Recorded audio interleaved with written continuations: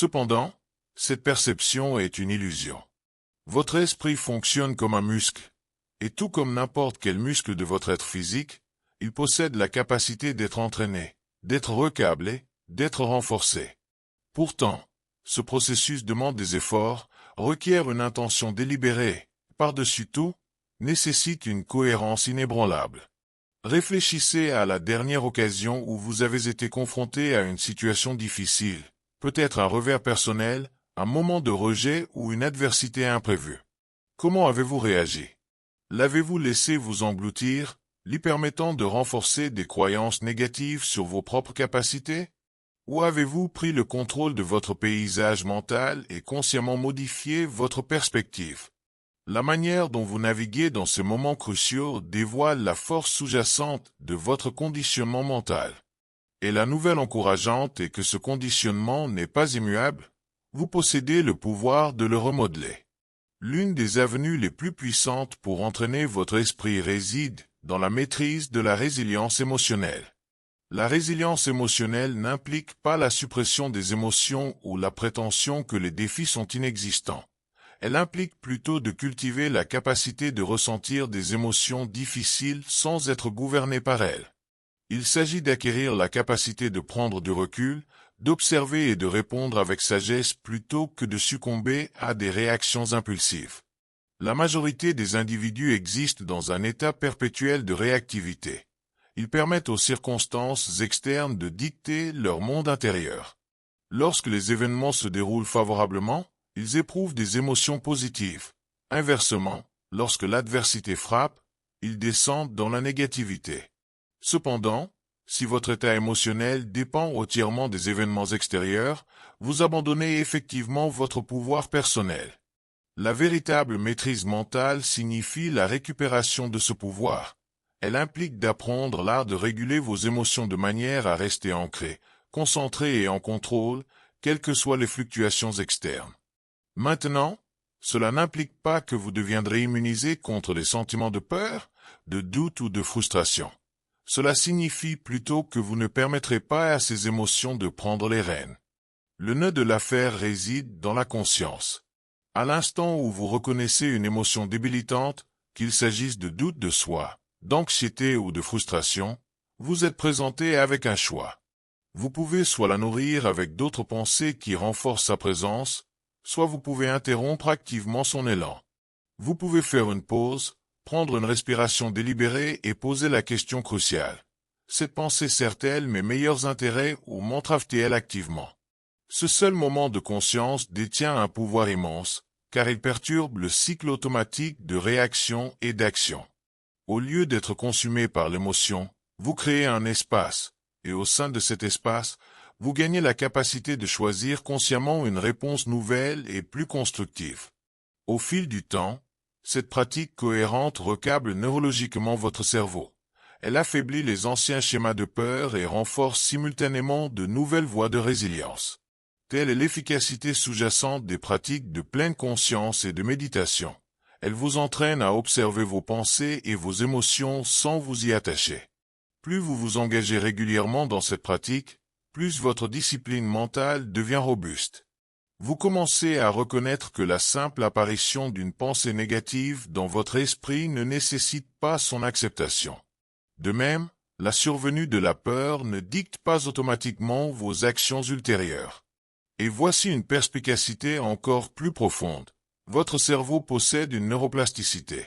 Cela signifie sa capacité continue à se recabler en fonction de vos pensées, de vos habitudes et de vos expériences vécues.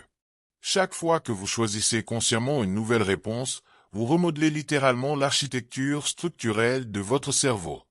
Vous renforcez les voies neuronales qui soutiennent la résilience, la confiance et la clarté mentale. Et plus vous vous engagez fréquemment dans ce processus, plus ces réponses positives deviennent automatiques. Considérez l'analogie d'un athlète s'entraînant avec diligence pour un marathon. Il ne se réveille pas un jour avec l'endurance innée pour courir 42 km, il la cultive progressivement, jour après jour. Il repousse progressivement ses limites physiques, ressentant initialement de l'inconfort et une résistance de son corps. Cependant, avec un effort soutenu, ses muscles s'adaptent, sa capacité d'endurance augmente. Finalement, ce qui paraissait autrefois insurmontable se transforme en seconde nature. Votre esprit fonctionne de manière remarquablement similaire. Initialement, le processus de rupture des schémas de pensée négatifs semblera difficile. Votre cerveau résistera en raison de son conditionnement établi.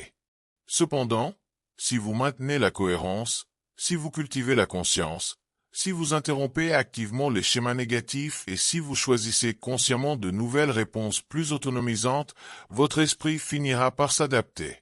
La résilience deviendra progressivement votre état par défaut. Et lorsque cela se produit, vous devenez une force inébranlable, car la vérité demeure. La vie ne cessera jamais de présenter des défis. L'incertitude sera toujours un compagnon constant.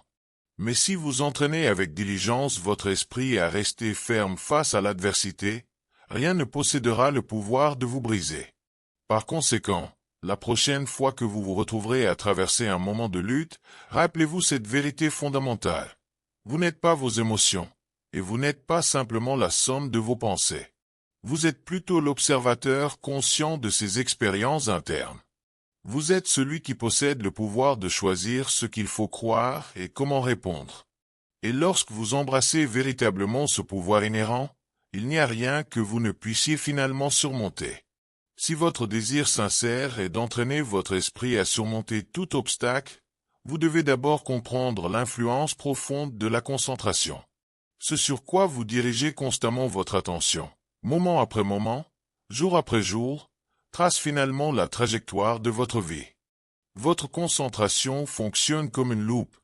Tout ce vers quoi vous dirigez son pouvoir s'étendra invariablement, s'intensifiera et s'enracinera dans votre réalité. L'enquête cruciale devient alors: sur quoi vous concentrez-vous activement? Nourrissez-vous avec diligence votre esprit de possibilités, de solutions viables et d'un sentiment inébranlable de force intérieure? Ou renforcez-vous involontairement les schémas de peur, de doute et de limitation perçus?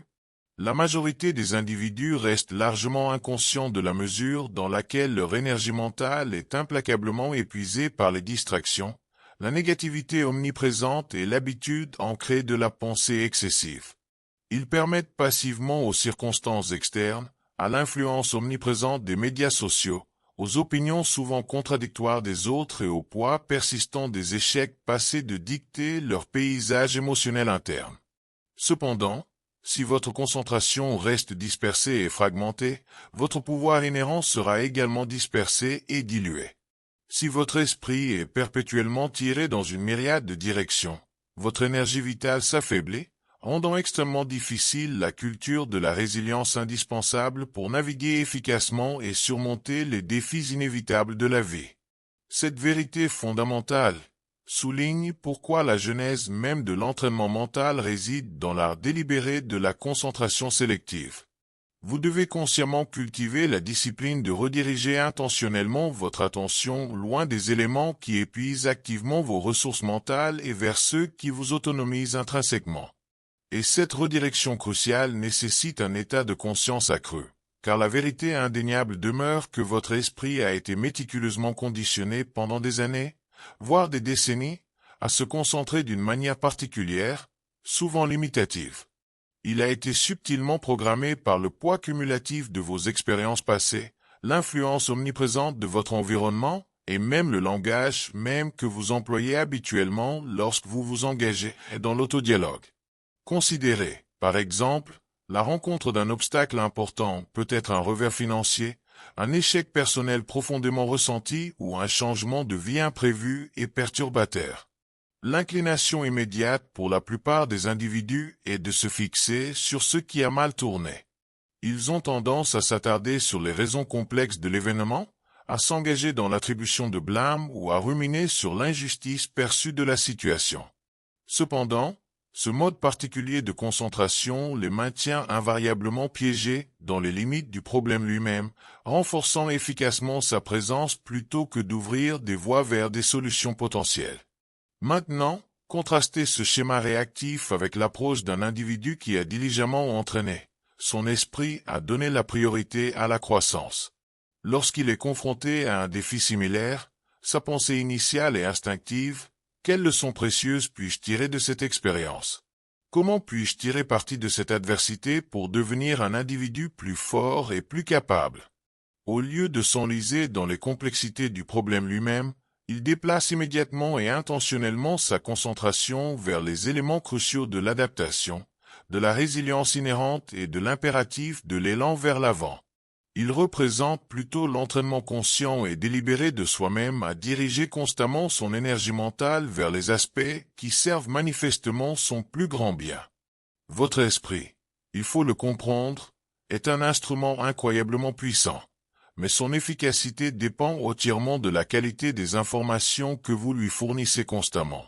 Si vous le bombardez habituellement de pensées basées sur la peur, il recherchera et identifiera avec diligence d'autres raisons d'appréhension. Si vous le nourrissez de manière persistante de graines de doute de soi, il rassemblera méticuleusement des preuves pour corroborer votre sentiment d'inadéquation. Cependant, si vous cultivez consciemment un régime mental d'autonomisation, si vous vous concentrez de manière répétée et intentionnelle sur les qualités inhérentes de force, le potentiel de croissance et le royaume illimité des possibilités, votre esprit commencera progressivement à fonctionner en votre faveur, devenant un allié puissant plutôt qu'un adversaire persistant.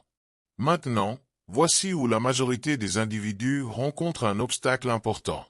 Ils fonctionnent selon l'idée fausse que modifier leur concentration est un acte singulier et décisif. Ils pourraient penser, je vais simplement commencer à penser positivement, et ensuite, ils sont compréhensiblement perplexes lorsqu'ils se retrouvent à revenir à des schémas de pensée ancrés et limitatifs. Cependant, ce changement crucial n'est pas un événement unique. Il s'agit plutôt d'une discipline quotidienne et continue, une forme d'exercice mental. Tout comme on ne s'attendrait pas raisonnablement à assister à une seule séance de sport et à atteindre soudainement une condition physique optimale, on ne peut pas s'attendre à s'engager dans un seul acte de redirection mentale et à anticiper un changement durable et transformateur. Alors, comment entraîne-t-on efficacement sa concentration? Le processus commence par une conscience accrue. Chaque fois que vous prenez conscience que votre esprit s'emballe dans une boucle de pensées négatives, vous faites consciemment une pause. Vous vous surprenez activement à cet instant précis. Et puis, au lieu de suivre passivement la trajectoire familière de cet ancien schéma, vous faites un choix délibéré et conscient de rediriger votre concentration. Vous vous posez la question critique. Cette pensée particulière sert-elle activement mon bien-être et mon progrès, ou m'entrave-t-elle manifestement? Si la pensée est jugée inutile, vous la remplacez consciemment, non pas en tentant de la supprimer, mais en choisissant délibérément une perspective nouvelle et plus constructive. Une autre méthode remarquablement puissante pour cultiver une attention focalisée est la pratique de la visualisation. Lorsque vous vous concentrez consciemment sur un résultat souhaité, lorsque vous vous imaginez vivement en train de naviguer et de surmonter avec succès le défi, lorsque vous incarnez activement la force et la clarté mentale que vous recherchez, vous câblez efficacement votre cerveau pour qu'il s'aligne sur cette réalité envisagée. Des études dans le domaine des neurosciences ont démontré de manière concluante que le cerveau humain a souvent du mal à différencier une expérience vivement imaginée d'une expérience tangible et réelle. Cette perspicacité profonde souligne le pouvoir de la visualisation. Chaque fois que vous répétez mentalement le succès, la confiance et la résilience, vous renforcez littéralement les voies neuronales qui feront finalement de ces qualités inestimables votre mode de fonctionnement par défaut. De plus, la pratique de la méditation offre un autre outil inestimable pour cultiver une attention focalisée. La méditation vous entraîne à vous détacher consciemment du bruit mental omniprésent, à calmer le bavardage incessant de l'esprit et à cultiver un état de concentration laser. Grâce à une pratique méditative cohérente, vous développez la capacité cruciale d'observer vos pensées sans vous y emmêler ni vous laisser contrôler par elles. Vous vous transformez progressivement en maître de votre propre esprit, plutôt que de rester son prisonnier involontaire. Cependant, la compréhension la plus critique à intérioriser est la suivante. La concentration est un choix actif que vous faites à chaque instant. Vous êtes invariablement engagé soit à renforcer d'anciens schémas limitatifs, soit à construire avec diligence de nouvelles possibilités autonomisantes. Et lorsque vous vous engagez de tout cœur dans la discipline continue de l'attention focalisée, lorsque vous vous entraînez consciemment à rediriger votre attention loin de l'emprise débilitante de la peur et vers la force inhérente de la résilience, toute votre réalité commence à subir une transformation profonde. Par conséquent, je vous exhorte à vous demander, ici et maintenant, sur quoi me concentre-je actuellement? Cela m'autonomise-t-il activement et me propulse-t-il vers l'avant? Ou cela limite-t-il subtilement mon potentiel et me retient-il? Parce que tout ce sur quoi vous vous concentrez constamment, vous en créerez inévitablement davantage dans votre vie. Et si votre aspiration sincère est d'entraîner votre esprit à surmonter tout obstacle, vous devez commencer ce voyage transformateur en maîtrisant avec diligence le pouvoir profond de votre propre attention focalisée. Si votre désir sincère est d'entraîner votre esprit à surmonter toute adversité, vous devez cultiver avec diligence la maîtrise de votre état émotionnel. Car voici une vérité fondamentale. Vos émotions ne sont pas de simples réactions passives au monde extérieur qui vous entoure. Elles sont plutôt profondément et intrinsèquement liées aux pensées mêmes sur lesquelles vous concentrez constamment votre énergie mentale.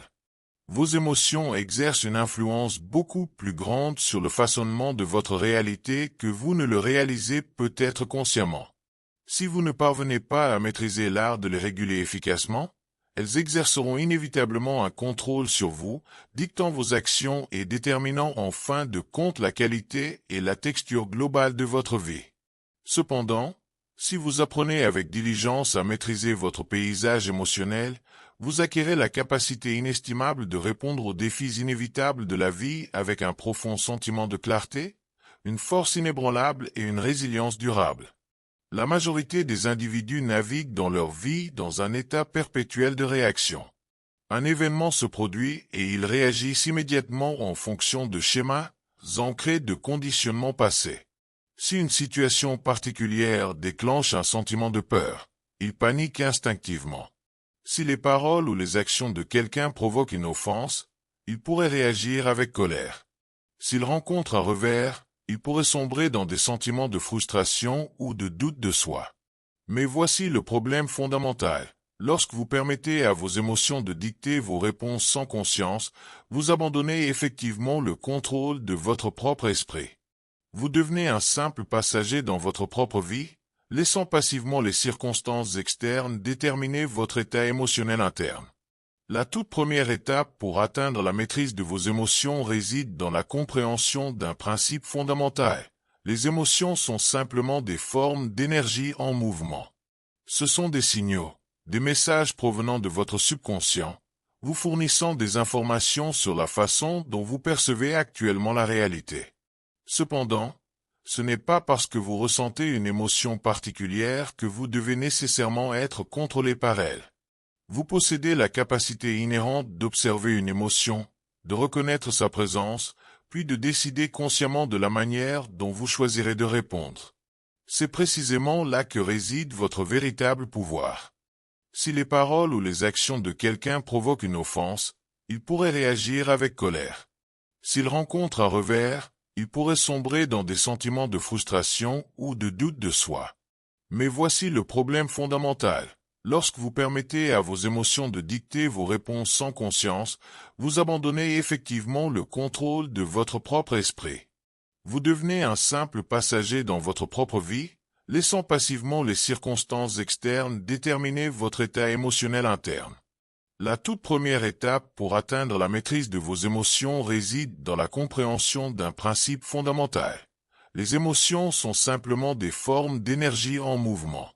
Ce sont des signaux, des messages provenant de votre subconscient, vous fournissant des informations sur la façon dont vous percevez actuellement la réalité. Cependant, ce n'est pas parce que vous ressentez une émotion particulière que vous devez nécessairement être contrôlé par elle. Vous possédez la capacité inhérente d'observer une émotion, de reconnaître sa présence, puis de décider consciemment de la manière dont vous choisirez de répondre. C'est précisément là que réside votre véritable pouvoir. Prenons l'émotion de la peur comme exemple principal. La peur est l'un des obstacles les plus importants à surmonter efficacement les défis. Elle maintient souvent les individus bloqués, les amenant à minimiser leurs actions, à éviter de prendre les risques nécessaires et à rester confiné dans la sécurité perçue du connu. Mais si vous la déconstruisez, la peur n'est fondamentalement rien de plus qu'une réponse émotionnelle à un sentiment d'incertitude perçu. C'est un mécanisme de survie ancré. Et bien qu'il ait sans aucun doute servi nos ancêtres dans les temps où le danger physique était une menace constante et immédiate, dans le contexte de la vie moderne, la peur opère souvent davantage comme une illusion, une barrière interne plutôt qu'une réalité externe tangible. Alors, comment modifier efficacement cette réponse ancrée? Vous commencez par la recadrer. Au lieu de percevoir la peur comme un panneau d'arrêt définitif, choisissez consciemment de la considérer comme un feu vert, la preuve que vous vous aventurez dans quelque chose de significatif, quelque chose d'inconnu, mais aussi quelque chose regorgeant de potentiel inexploité. La peur existe principalement dans l'anticipation de l'inconnu, mais une fois que vous faites le premier pas dans l'action, l'intensité de la peur commence souvent à se dissiper. Plus vous affrontez vos peurs de front, plus vous réalisez profondément qu'elles n'ont jamais été aussi redoutables ou aussi insurmontables que vous les aviez initialement perçues. Le même principe s'applique à tout état émotionnel négatif, qu'il s'agisse de colère, de frustration ou de doute. Ces émotions n'exercent de pouvoir sur vous que si vous leur permettez de dicter votre concentration et votre comportement ultérieur. Cependant, si vous faites consciemment une pause dans l'instant et que vous vous demandez « Qu'est-ce que cette émotion particulière essaie de m'enseigner ?» vous passez activement de la position de victime impuissante de vos émotions à celle d'observateur perspicace de celles-ci. Et une fois que vous êtes en mesure d'observer quelque chose avec clarté, vous gagnez intrinsèquement le pouvoir d'initier un changement significatif. L'une des méthodes les plus remarquablement efficaces pour entraîner votre esprit à réguler habilement vos émotions est la pratique intentionnelle du travail respiratoire. Votre respiration sert de pont vital reliant votre esprit conscient et subconscient. Lorsque vous vous sentez submergé par une émotion forte, vos schémas respiratoires ont tendance à devenir superficiels et irréguliers.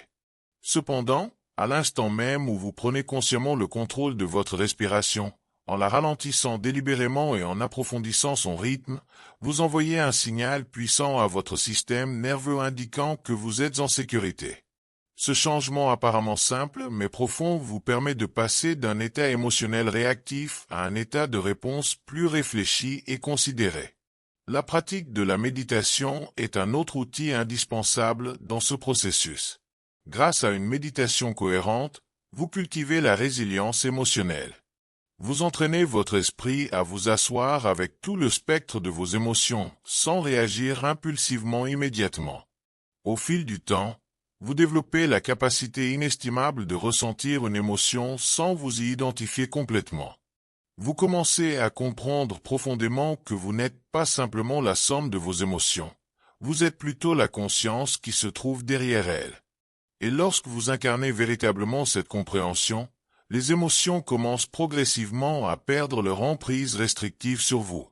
Vous cessez d'être automatiquement contrôlé par les événements externes et commencez plutôt à façonner consciemment votre propre réalité émotionnelle interne. Mais le changement peut-être le plus profond et le plus transformateur se produit lorsque vous réalisez que vos émotions ne sont pas simplement des expériences passives qui vous arrivent. Elles sont plutôt de puissantes forces créatrices dans votre vie. L'état émotionnel prédominant dans lequel vous vous attardez constamment façonne activement vos expériences futures. Si vous vivez habituellement dans un état caractérisé par le stress, l'inquiétude ou la frustration, vous renforcez involontairement les voies neuronales mêmes qui font de ces émotions négatives votre mode de fonctionnement par défaut. Inversement, si vous cultivez consciemment des sentiments de gratitude, une confiance inébranlable et une paix intérieure profonde, quelles que soient les fluctuations des circonstances externes, vous recablez activement votre cerveau pour qu'il fonctionne à partir d'un état fondamental de force et de résilience. C'est précisément pourquoi la maîtrise émotionnelle est au cœur même du dépassement efficace de toute adversité. La vie vous présentera invariablement des défis. Les gens vous décevront inévitablement, et des difficultés inattendues surviendront certainement. Cependant, aucun de ces facteurs externes ne détermine en fin de compte votre résultat. Votre réponse à ces facteurs est le seul facteur déterminant. Lorsque vous entraînez avec diligence votre esprit à réguler habilement vos émotions, à prendre consciemment du recul par rapport aux réactions immédiates et à choisir délibérément votre état d'être interne, vous gagnez quelque chose de vraiment inestimable. La capacité de rester inébranlable et ancré, quels que soient les événements tumultueux qui peuvent se dérouler autour de vous. Par conséquent, je vous exhorte à vous demander honnêtement, vivez-vous actuellement dans un état de réaction perpétuelle, ou vivez-vous consciemment dans un état de création délibérée? Permettez-vous à vos émotions de dicter le cours de votre vie, ou les maîtrisez-vous activement pour façonner intentionnellement votre avenir? Parce qu'à l'instant même où vous réalisez que vous êtes celui qui contrôle votre paysage émotionnel interne, tout dans votre expérience commence à changer fondamentalement. Si vous désirez sincèrement entraîner votre esprit à surmonter tout obstacle, vous devez de tout cœur embrasser l'inconfort et l'incertitude, non pas comme des barrières insurmontables, mais plutôt comme des terrains d'entraînement inestimables pour une croissance personnelle profonde.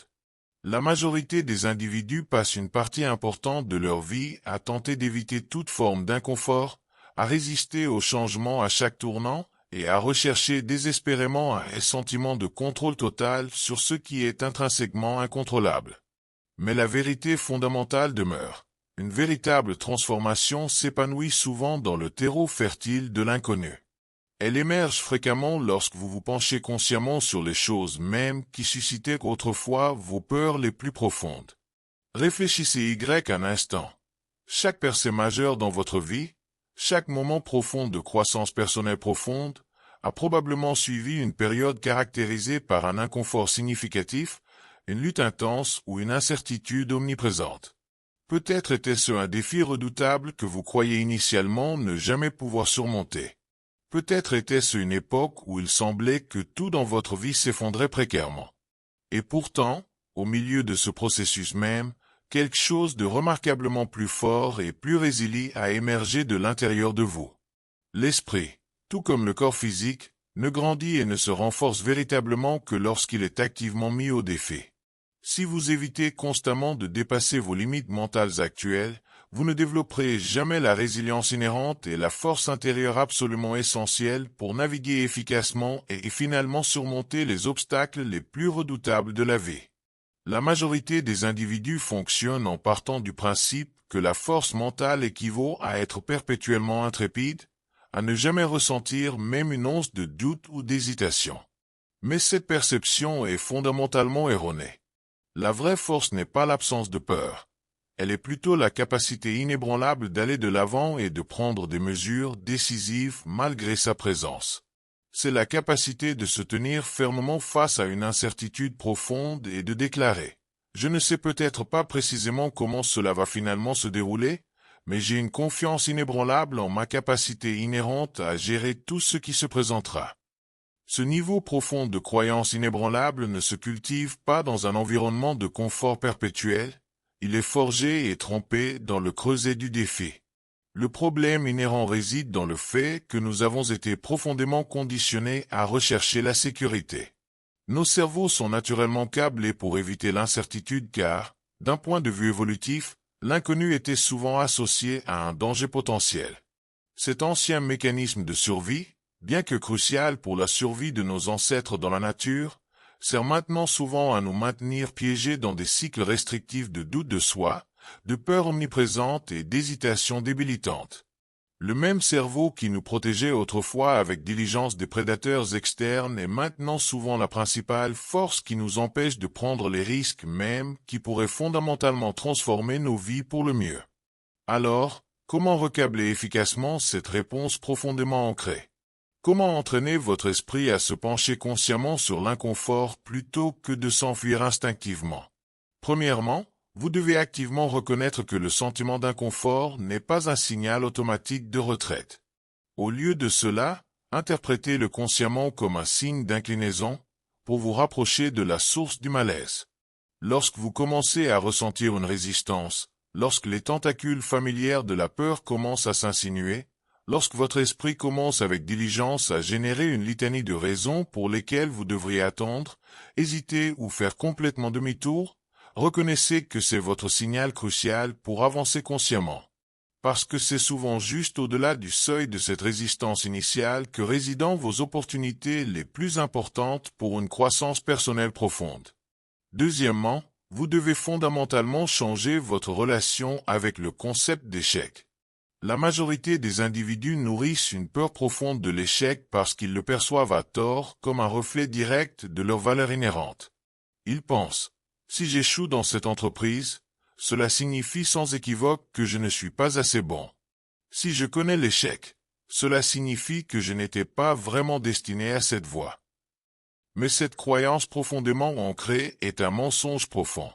L'échec n'est pas l'antithèse du succès. Il est plutôt une voie indispensable qui y mène inévitablement.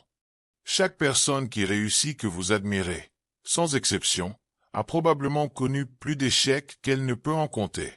Le seul facteur distinctif est qu'elle n'a pas permis à l'échec d'être sa destination finale. Au lieu de cela, elle a consciemment choisi d'utiliser l'échec comme une information inestimable, comme un retour crucial et comme un carburant puissant pour la propulser vers l'avant dans son parcours.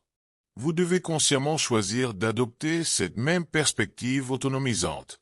Au lieu de nourrir une peur profonde de l'échec, attendez-vous activement à lui. Accueillez-le même, car chaque instance d'échec vous offre une opportunité unique et inestimable d'apprendre, d'affiner votre approche, de grandir en sagesse et en compréhension. Et à chaque leçon tirée de ces expériences, vous devenez inévitablement plus fort, plus sage et beaucoup plus résilient. Troisièmement, vous devez cultiver la pratique constante de vous aventurer dans l'inconnu quotidiennement, même si ce n'est que par petits incréments gérables.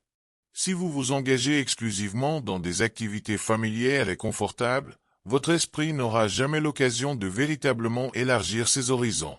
Si vous opérez constamment uniquement dans les limites auto-imposées de votre zone de confort, vous ne dépasserez jamais vos limitations perçues et ne découvrirez jamais votre véritable potentiel. Entraînez-vous consciemment à faire de petits pas délibérés dans le domaine de l'inconnu chaque jour. Cela pourrait être quelque chose d'aussi simple que d'entamer une conversation avec un étranger, de relever un défi qui vous intimide initialement ou de prendre une décision avant de vous sentir absolument et sans équivoque prêt à 100%. Plus vous vous exposez fréquemment à des situations impliquant de l'incertitude, plus vous réaliserez facilement votre capacité inhérente à gérer tout ce qui pourrait survenir. Et progressivement, ce qui paraissait autrefois totalement impossible commencera à vous sembler être une seconde nature. Enfin, vous devez cultiver une croyance inébranlable et inébranlable en votre capacité innée à vous adapter et à surmonter. Car voici une vérité fondamentale. Quoi qu'il arrive, aussi imprévisible que la vie puisse devenir, vous possédez la capacité inhérente de trouver une solution. Vous l'avez toujours fait. Prenez un moment pour réfléchir à votre propre vie. Pensez aux défis auxquels vous avez autrefois été confrontés et que vous croyez sincèrement vous briseraient, au moment où vous ne pensiez pas pouvoir survivre à l'épreuve. Et pourtant, vous êtes là. Vous vous êtes adapté. Vous avez surmonté. Vous avez trouvé un chemin à suivre. Et c'est la vérité la plus profonde et la plus durable à laquelle vous devez vous accrocher. Vous êtes beaucoup plus capable et résilient que vous ne le croyez actuellement. Alors que vous avancez sur votre chemin, choisissez consciemment de cesser d'attendre que le plan parfait se matérialise. Cessez d'attendre que toute peur disparaisse comme par magie. Cessez d'attendre que la vie se sente perpétuellement confortable avant d'oser entreprendre une action significative. Au lieu de cela, entraînez activement votre esprit à embrasser de tout cœur l'inconfort.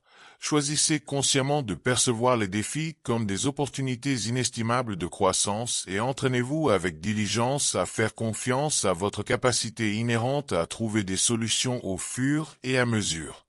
Parce qu'en fin de compte, la seule et véritable façon de surmonter tout ce que la vie vous réserve est de cultiver une croyance inébranlable en votre propre esprit indomptable. Si vous aspirez véritablement à entraîner votre esprit à surmonter toute adversité, vous devez apprendre l'art profond de recabler vos schémas subconscients. Car voici une vérité fondamentale qui passe souvent inaperçue. La majorité des individus ne choisissent pas consciemment et délibérément leurs pensées, leurs réponses émotionnelles ou leurs réactions aux événements de leur vie. Au lieu de cela, ils fonctionnent en grande partie en pilote automatique, répétant inconsciemment les mêmes habitudes mentales ancrées avec lesquelles ils ont été conditionnés pendant de nombreuses années. Et tant que vous ne cultiverez pas une profonde conscience de ces schémas profondément enracinés, vous continuerez inévitablement à vivre les mêmes résultats limitatifs, peu importe avec quelle sincérité vous désirez effectuer un changement. Prenez un moment pour vraiment considérer ceci. À quelle fréquence vous réveillez-vous le matin et vous retrouvez-vous immédiatement à penser à vos problèmes? À quelle fréquence rejouez-vous les mêmes inquiétudes récurrentes, les mêmes frustrations persistantes, les mêmes doutes lancinants, comme s'il s'agissait de faits immuables de la vie plutôt que des résultats de vos propres choix internes? Ce n'est pas simplement une question de coïncidence, c'est une conséquence directe d'un conditionnement ancré. Votre cerveau a été méticuleusement câblé pour penser d'une certaine manière, et à moins que vous n'interveniez consciemment et délibérément dans ce processus, il continuera invariablement à suivre les mêmes voies neurologiques bien usées, créant constamment les mêmes expériences familières, encore et encore. Mais voici la nouvelle véritablement autonomisante. Votre cerveau n'est pas une entité fixe et immuable. La recherche scientifique a prouvé de manière concluante que vous possédez la capacité remarquable de recabler activement votre esprit grâce au phénomène incroyable de la neuroplasticité. Chaque fois que vous modifiez consciemment votre concentration, chaque fois que vous interrompez délibérément un ancien schéma de pensée limitatif et que vous le remplacez consciemment par un nouveau schéma plus autonomisant, vous modifiez littéralement l'architecture structurelle de votre cerveau. Vous entraînez activement votre esprit à répondre d'une manière fondamentalement différente, à percevoir des opportunités là où vous ne voyez autrefois que des obstacles, et à créer de manière proactive des solutions efficaces au lieu de vous attarder passivement sur les problèmes eux-mêmes. La toute première étape cruciale de ce processus transformateur est la culture de la conscience.